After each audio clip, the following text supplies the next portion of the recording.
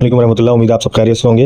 अच्छा भाई, बहुत सारे बच्चे परेशान है कि सर एडमिशन जो एप्लीकेशन है सी कैप की फिलअप करनी है। तो बेटा ये देख लें, मैं आपको बता रहा हूँ। सबसे पहले आपने फेसबुक पेज पे DLS कॉलेजिएट के पेज पे आना है फेसबुक पर, और उसके बाद आपने थोड़ा सा स्क्रॉल करना है। स्क्रॉल करेंगे तो ये आपके पास एक पोस्ट आ जाएगी DLS कॉलेजिएट की। इसके अंदर अप्लाई नाउ, मतलब ये जो लिंक दिया हुआ है सी कैप का, इसके ऊपर आपने ओपन कर लेना है। इस लिंक ये देखें, वेबसाइट ओपन हो चुकी है। जब वेबसाइट ओपन हो जाएगी तो आपके पास ये 4-5 ऑप्शन आ रहे हैं। क्योंकि आपने अप्लाई करना है फर्स्ट टाइम, तो आपने ये अप्लाई ऑनलाइन पर क्लिक कर लिया। अप्लाई ऑनलाइन पर क्लिक किया। अब यहाँ पर 3 चीज़ें आ गई आपके पास। सबसे पहले हाउ टू अप्लाई, मतलब किसी बच्चे को अगर नहीं आ रहा तो जाहिर है ये वीडियो देखने के बाद तो आपको पता चल ही जाएगा किस तरह अप्लाई करना है।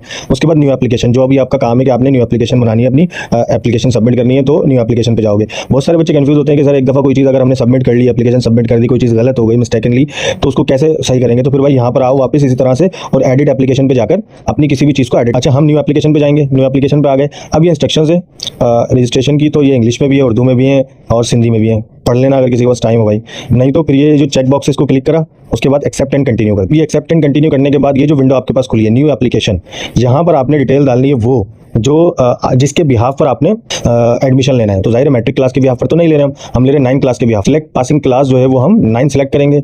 सिलेक्ट पासिंग ईयर में हम, अब ये यहाँ पर देखें 2023, 2024 और 2025। इसका मकसद ये है कि अगर आपकी 9 क्लास, आपने 9 क्लास 2023 से पास की थी, 2023 सेलेक्ट करोगे, 24 में की थी तो 24 सेलेक्ट करोगे, और 25 में की थी तो 25। तो मैं यहाँ पर 25 सेलेक्ट कर लेता हूँ। उसके बाद प्रोविंस यानी सूबा, मतलब किस सूबे में आपने वो 9 क्लास, तो जाहिर है मेरे बच्चे तो ज़्यादातर सिंध वाले हैं, तो मैंने सिंध। उसके बाद यहाँ पर बोर्ड आ जाता है कि आपने सिंध बोर्ड में कौन से वाले जो है वो बोर्ड से अपना 9 क्लास पास किया है, तो कराची बोर्ड सेलेक्ट कर लिया। उसके बाद आपने अपनी CNIC का नंबर जो है आपका, जो बच्चे का है, वो यहाँ पर डालना है। अच्छा, जाहिर है बच्चों के पास CNIC तो होगा नहीं, तो कन्फ्यूजन बिल्कुल भी नहीं है। जो बी फॉर्म आपके पास या बे फॉर्म जो होता है आपका, उसमें आपके नाम के नीचे एक नंबर लिखा होता है, वो शनाख्ती कार्ड नंबर ही होता है आपका, वो आपने यहाँ पर पुट डाउन कर लेना है। उसके बाद enter your 9th roll number, मतलब 9 क्लास का रोल नंबर, वो आपने यहाँ पर पुट डाउन रोल नंबर लिखना है। ठीक है, उस जब आप ये तीनों चीज़ें फिलअप कर लोगे, उसके बाद आपने, अच्छा जी, उसके बाद आपने यहाँ पर आ जाना है। यहाँ पर आपके पास 5 स्टेप। सबसे पहले स्टेप है, बस यहाँ से आपका प्रोसेस स्टार्ट हो जाता है एडमिशन का। तो सबसे पहला स्टेप जो है वो एजुकेशनल डिटेल्स है। एजुकेशनल डिटेल्स में क्या क्या चीज़ आएंगी और कहाँ पर आएंगी वो मैं आपको डिटेल में समझाता हूँ, सुकून से सुन लो। सबसे पहले स्टडी ग्रुप, मतलब आपने जो 9 क्लास या मैट्रिक क्लास करनी है वो किस ग्रुप से की है, साइंस से की है, जनरल से, तो आपने साइंस सेलेक्ट कर लिया। बहुत सारे बच्चे साइंस वाले होते हैं, मैंने साइंस सेलेक्ट कर लिया यहाँ पर। उसके बाद हमने सब्जेक्ट क्या लिया था, मतलब आपने 9 क्लास में बायोलॉजी ली थी या कंप्यूटर साइंस, तो मैं कंप्यूटर साइंस सेलेक्ट कर लेता हूँ। जो भी आपका होगा वो आप सेलेक्ट कर लीजिएगा।